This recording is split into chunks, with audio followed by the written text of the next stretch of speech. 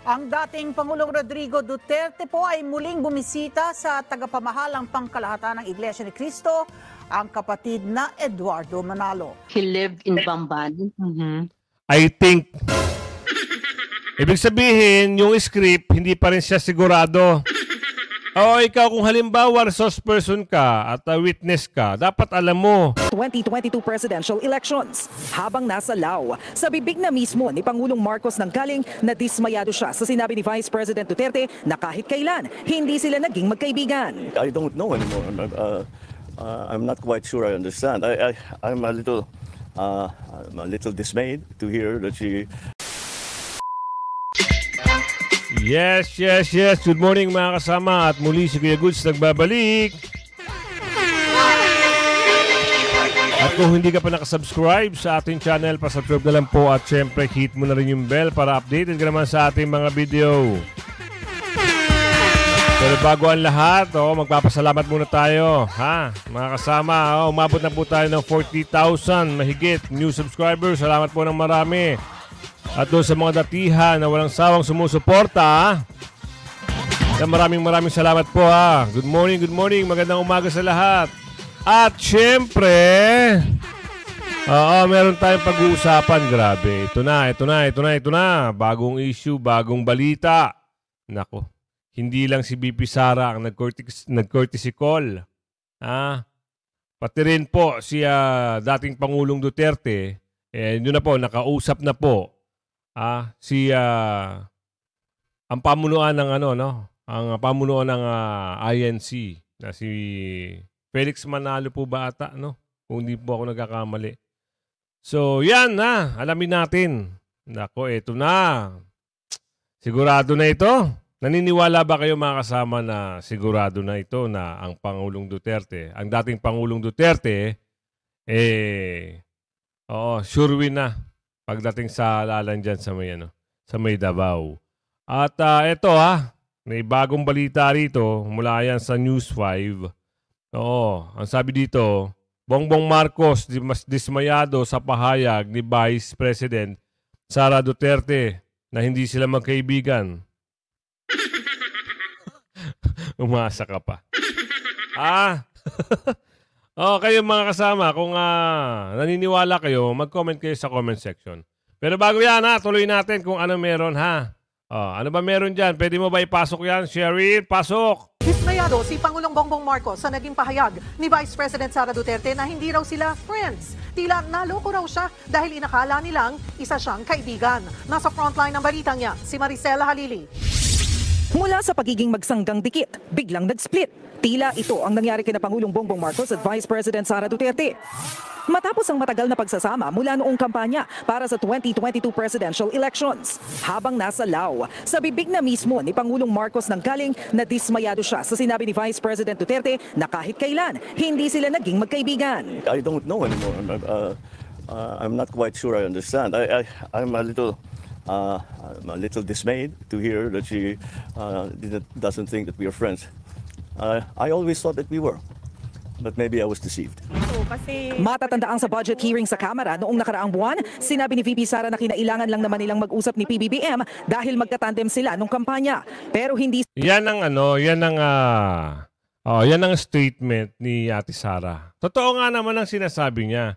Ang nanliligaw kasi noong mga panahon na yun, lagi silang nandun, pinapakiusap na kung baka pwede raw at sa tulong din ni Manong Chabit, hindi naman talaga magkakilala yan hindi naman talaga sila magkaibigan.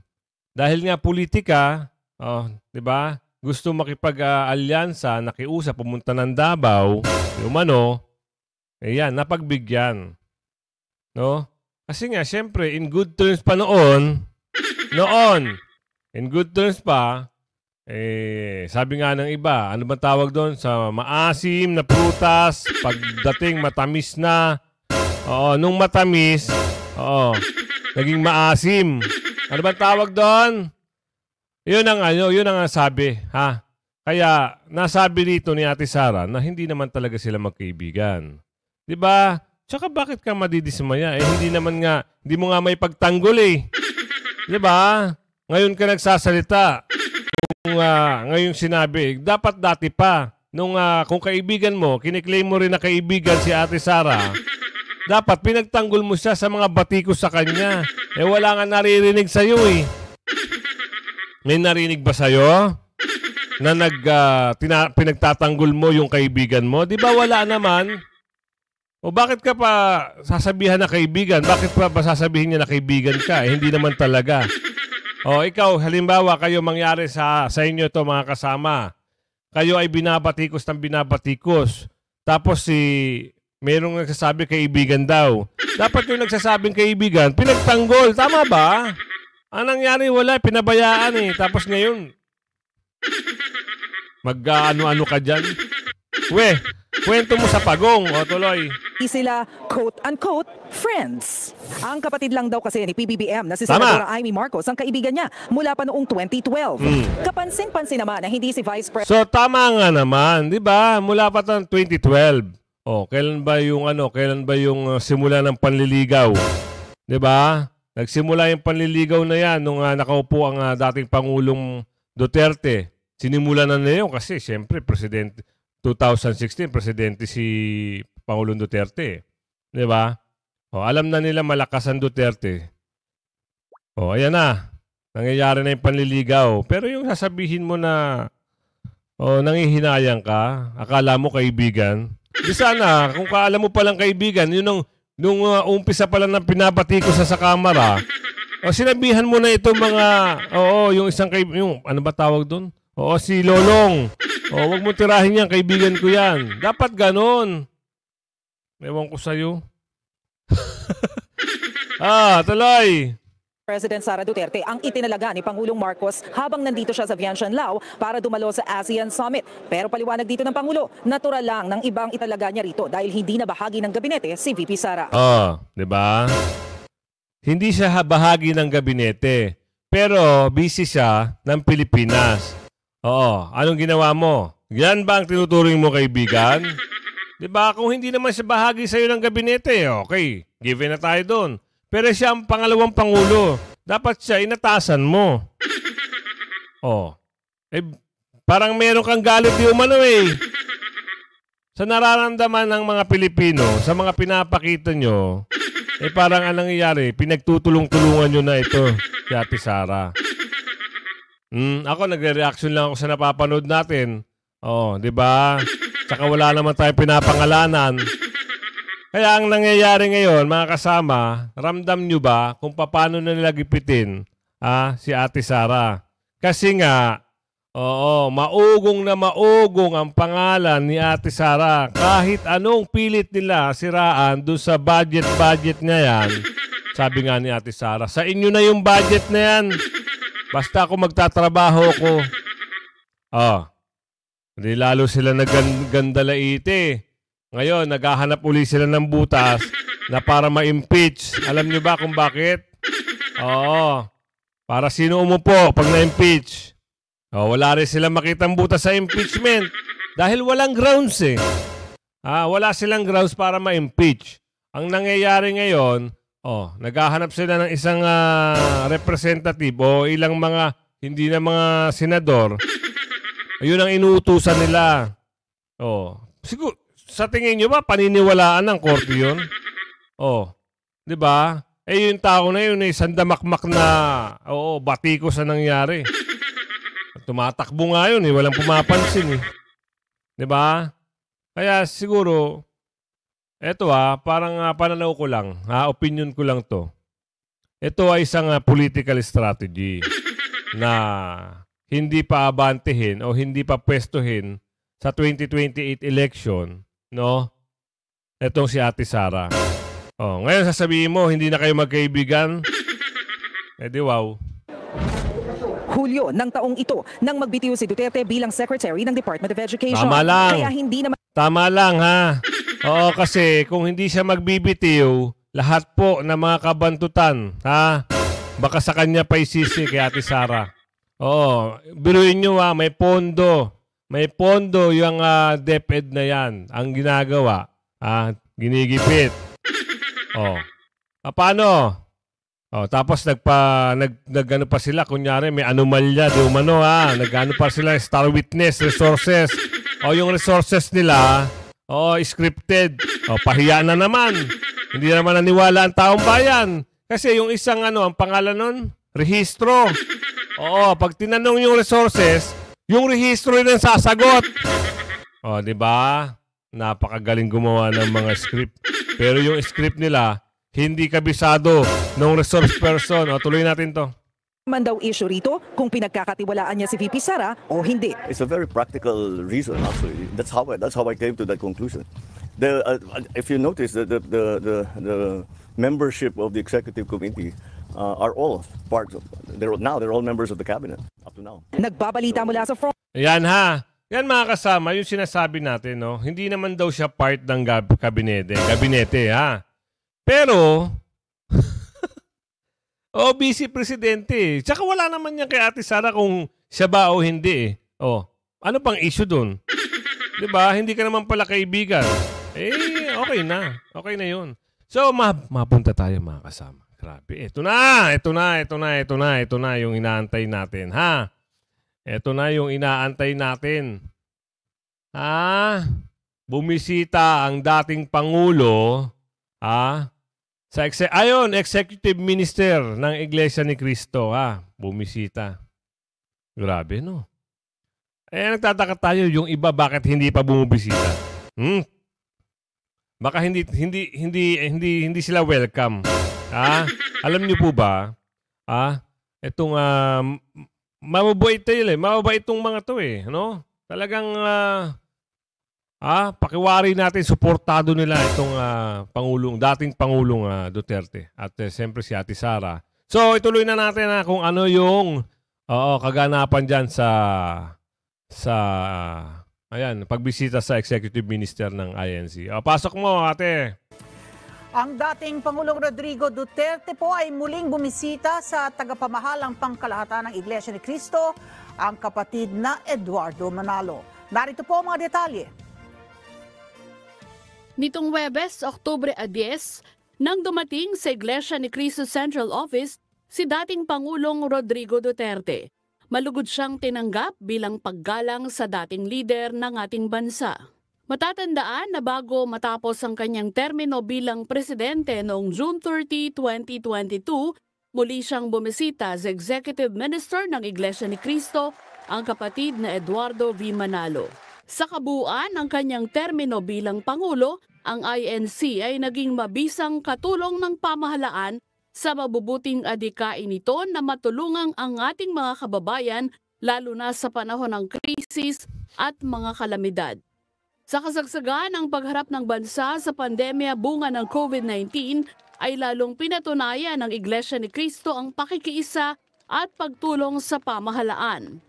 Samantala, sa muling pagdalaw ng dating Pangulo ay patuloy niyang kinikilala ang malaking kontribusyon ng INC hanggang sa kasalukuyang administrasyon ni Pangulong Ferdinand Marcos Jr. Nasaksihan din ng dating Pangulo maging ang mga malalaking gawaing pansibiko ng Iglesia sa ibayong dagat, pangunahin na ang lingap sa mamamayan na nakatutulong hindi lamang sa marami nating mga kababayan na OFW, kahit pa sa mga non-Filipino ay tumutulong ang Iglesia. Nakasuporta ang INC maging sa mga proyekto ng pamahalaan sa iba't ibang panig ng mundo. Ang isa sa itinuturing na napakalaking ambag ng INC sa lipunan ay ang pagtuturo nito sa mga kaanib na maging mabuting mamamayang Filipino, maging masipag sa hanap buhay at pagiging masunurin sa batas at sa pamahalaan. Ayan. Ayan kita nyo mga kasama Nag-courtesy call din ng dating Pangulong Rodrigo Duterte dito sa mga iglesia, sa pamunuan ng iglesia, lalong-lalo na dito kay Executive Minister Felix Manalo, no? Kaya, alam na natin, kung halimbawa naman, sigurado, for sure, nakakaramdam na yung mga katunggali ng Pangulong Duterte dyan sa Davao at syempre, yung makakalaban sa Oo, sa 2028, I mean, no? Alam na. So, meron na pong nakikitang ano yan, ha? So, meron ditong ano, meron akong, meron akong mga ipapakita sa inyo. Ito, Nako, ito. Alam nyo ba yung kwento kay, kwento kay Alice Guo? Meron ba kayong idea? Oo.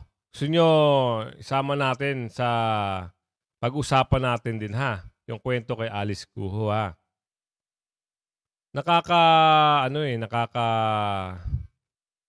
alam niyo yun, nakakadismaya, no? Kasi paulit-ulit nila itong iniimbestigahan. Inabot na ata ng taon itong investigasyon na to pero wala pa rin nangyayari gusto niyo ipasok natin O sige, tignan natin Investigasyon ito ito na, ipasok mo.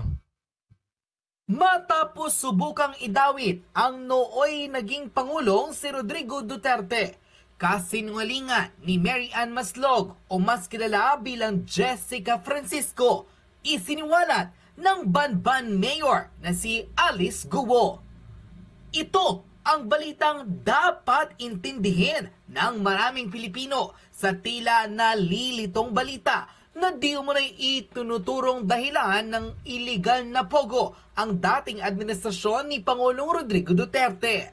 Kahit walang kinalaman, tila nagtataka na rin ang ilang mga lawmakers sa di umunay paulit-ulit na statement ni Jessica Francisco kung saan tila idinidiin ang nooy naging larawan ni Alice Guo kasama ang dating Pangulo.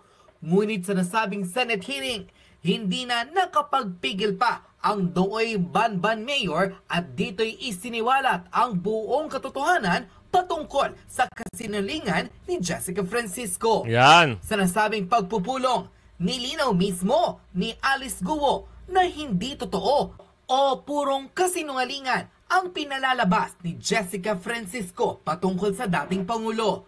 Ayon mismo sa dating mayor ng Banban, ang larawang iyon ay pilit na kinokonekta sa kanya at di mo nilalagyan ng mali siya, maling kwento at maling akusasyon. Ayon kay Mayor Alice, walang nag-imbita sa kanya sa Davao at hindi tulad ng pinalalabas sa mainstream media. Walang kinalaman si dating Pangulong Rodrigo Duterte sa nasabing iligal na pasugalan at inamin mismo ni Mayor Alice Guo na ang larawan kasama ang former president ay matagal nang nangyari. Ang totoo raw dito, ang nasabing larawan ay kuha pa noong 2022. Hindi na Pangulo si Rodrigo Duterte. Kita nyo? Kaya tila ang kasinungalingan ni Jessica Francisco ay sagad-sagad nga raw. Komento pa ng maraming netizen, tila buhay pa raw ang nasabing whistleblower, sinusulog na raw ang kaluluwa sa impyerno ng... Yan ma-interrupt lang kita. Dito sa mga lumalabas na investigasyon, taon na ito Di ba? Kailan pa nagsimula ito? Hindi nila mapaamin, dito sa issue na ito, hindi nila mapaamin si Alice Guo na idawit ang dating Pangulo sa Pogo. Hindi nila mapaamin kasi wala naman talagang kinalaman ang dating Pangulo rito. Ngayon, meron na naman silang resource person. Itong resource person naman na ito, ay nagtataka tayo, dati na palang patay ito. Patay na nabuhay. Anak ng bugi, biruin nyo, kinuha nyo yung resource person, dating nagsinungaling na. Tapos kinukuha nyo pang resource person. Ano ba talaga ang gusto nyo palabasin? Na ang dating Pangulo, ang siya may pakunan lahat ng pogi. Wala na nga Hindi nga, ayaw nga sabihin ni Alice Guo dahil wala naman talagang kinalaman ang dating Pangulo. Ayaw nyo pang maglubay-lubay dyan. Alam nyo, sa tingin ko opinion ko lang naman ito. Kaya kung kayo ay may opinion, i-type nyo rin sa comment section. Ganto, palagay natin strategy na ito para ma-divert lahat ng mga problema ng mga nakawan. Dyan sa kamera ni Umano. Dinadivert na lang. Para mapabilis yung alam nyo na, yung issue sa, alam nyo yung issue, di ba? May issue sa pondo. Ngayon, parang unti-unti na nawawala di Umano. Oh, ilang bilyon, ilang milyon yung utang, walang project. Ito ngayon na nangingibabaw na naman. Meron naman mga issue. Parang diversion, no? Strategy nila para yung issue doon sa nakawan ng pondo, mawala. 'Di ba? Meron naman silang pinapalabas ngayon. Yung ano ba 'yun, yung dating drug king o drug Lord of the King, Lord of the Ring. O ngayon andiyan naman, siya rin ay resource person. O patungkol naman yun doon sa EJK di umano. Aba? Ibang klase talaga ang gobyerno. Pag gusto nila talagang siraan ang dating Pangulo, ito na. Tuloy lang natin. Dahil sa kanyang kasinungalingan at pagbibintang sa ibang tao. Narito at panoorin ang full video na siyang di umanong hindi inilalabas sa mainstream media. Totoo. Kung saan, diretsang sinalita na ni Alice Guo na hindi totoo na sangkot ang former president na si Rodrigo Duterte sa nasabing illegal na pasugalan ng Pogo. Narito at panoorin ng full video. I think si Faeldon was in Bamban. I think he lived in Bamban. I think. Ibig sabihin, yung script, hindi pa rin siya sigurado. Ikaw kung halimbawa resource person ka at witness ka, dapat alam mo. Dapat sinabi mo si Faeldon nasa Bamban. Kasi alam na alam ko. Kasi nakikita kami. Hindi mo pwede sabihin, I think. Ito namang mga nandito, lalo na si, anong pangalan, Risa. Tuwan-tuwa naman siya kasi inaatake dito. Si dating Pangulong Rodrigo Duterte. Alam mo naman, isang kritiko rin ni Duterte, si Risa. Sige, tuloy. And Ang tagal mo mag-isip, ate. Yan ba ang resource person? Dapat alam nyo, kayong mag-iimbestiga dyan kung nagsisinungaling yung tao o hindi. Diba? Tuloy. apparently po, Mr. Apparently? Faeldon and I think his wife also, nandoon po sila sa Bamban. Kita nyo, I think his wife. Hindi ba siya sure? Hindi siya sure. Ito yung nakuha nyo lang, para paaminin, kunwari di umano, para ituro ang dating Pangulo na siya ang, nasa likod ng Pogo nung panahon niya nanunungkulan. Pero wala nga silang matibay na ebidensya. Dapat ito sa investigasyon na to kay Miss Alice Guo, dapat ito inaalis na, tinatanggal na dyan. Hindi matapos-tapos yung investigasyon nyo. Kawawa yung tao. Diba? Dapat pag halimbawa ganyan, sinampan nyo na sa korte kung meron man. Hindi, paulit-ulit kayo dyan. Paulit-ulit na lang investigasyon. Kada linggo meron. Kaya tinatawanan na lang kayo ni Alice Guo. Ginagawa na ng palabas. Parang teleserye na ba? Parang kasama nyo na si katapat nyo na yung Showtime yung time slot ng Showtime, nakukuha nyo na. Tuloy.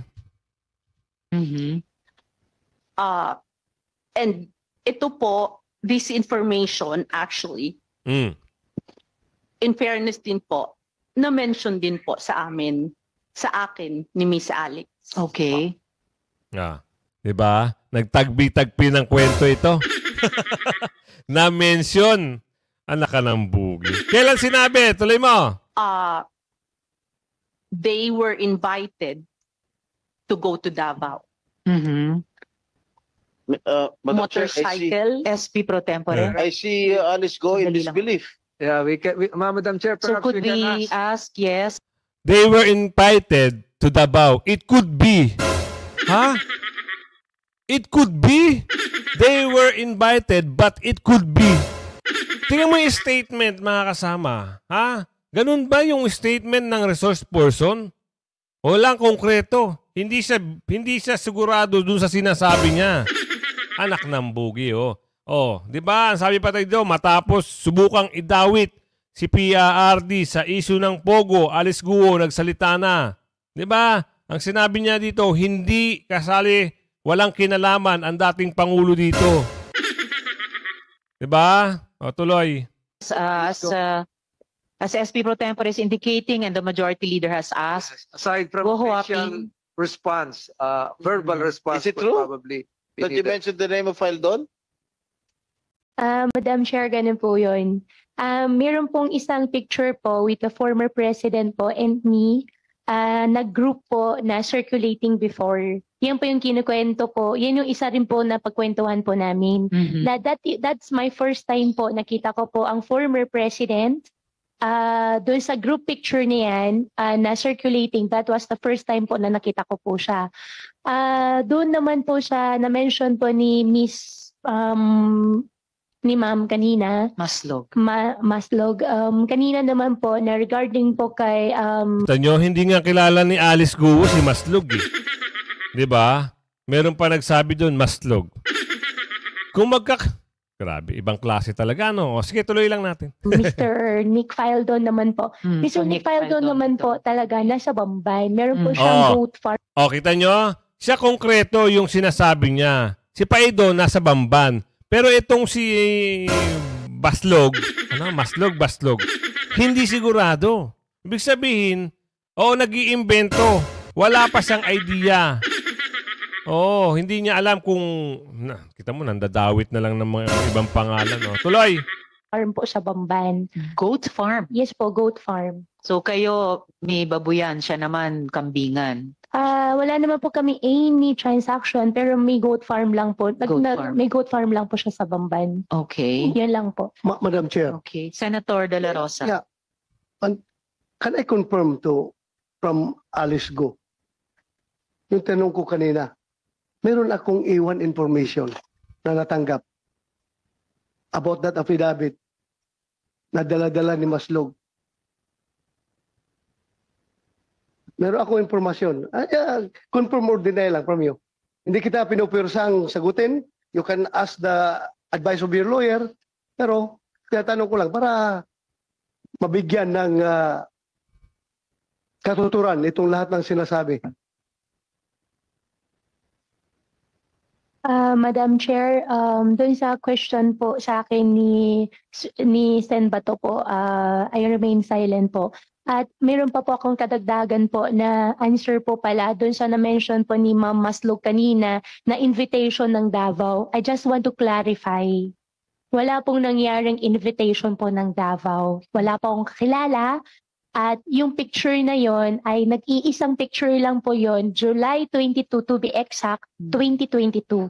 Hindi na po presidente si former president that time. Kita nyo mga kasama?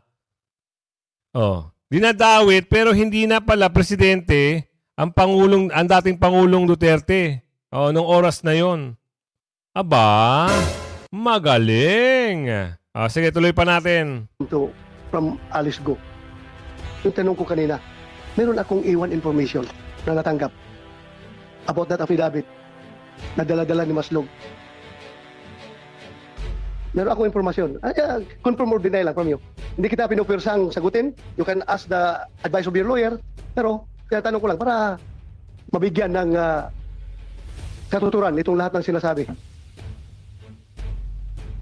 Madam Chair, doon sa question po sa akin ni Sen Bato po, I remain silent po. At meron pa po akong kadagdagan po na answer po pala doon sa na-mention po ni Ma'am Maslog kanina na invitation ng Davao. I just want to clarify. Wala pong nangyaring invitation po ng Davao. Wala pa akong kakilala. At yung picture na yon ay nag-iisang picture lang po yon, July 22 to be exact, 2022. Hindi na po presidente si former president that time. Doon sa group picture po, I think and I believe po, na-circulate naman po talaga siya. Kumalat po siya sa social media, pero that was my first time po na nakita ko po siya. Hindi po, si former president po. Okay. Before we continue, I will call Senator Sherwin next. Before we continue, just to inform my colleagues, unfortunately, I need to go up to my office now before 5:30.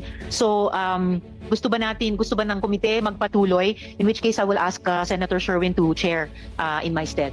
Ms. Maslog, nung kinailangan ko umakyat sa opisina sandali, you tried to pull another fast one right here in the Senate. Ininforma ko ng staff ko, kumontak sa office yan si Dr. Jessica.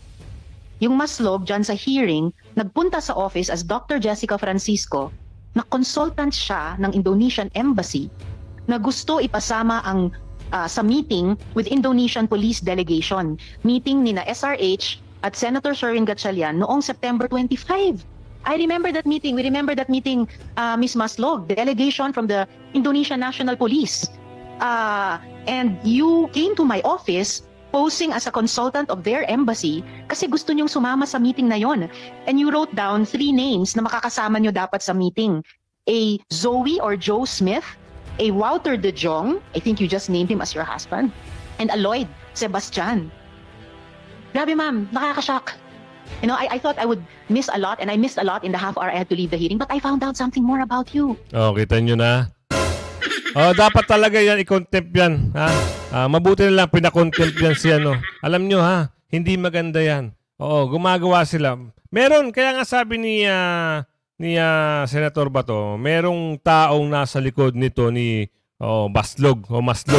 Merong malaking tao na inutusan, di umano, na para idawit ang pangalan nila. Marami silang dinadawit dito eh.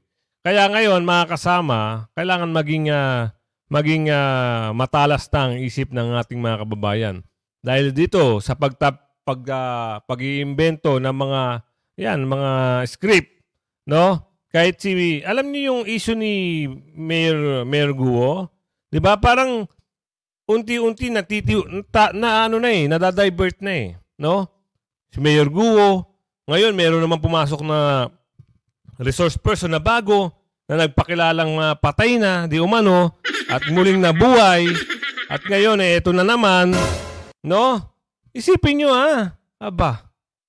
Gusto lang talagang hindi pa pormahin. Dito lang ako, opinion ko lang Gusto nang sirain talaga ang pangalang Duterte dito. Ito lang yung nakikita nating parang basihan. Excuse me.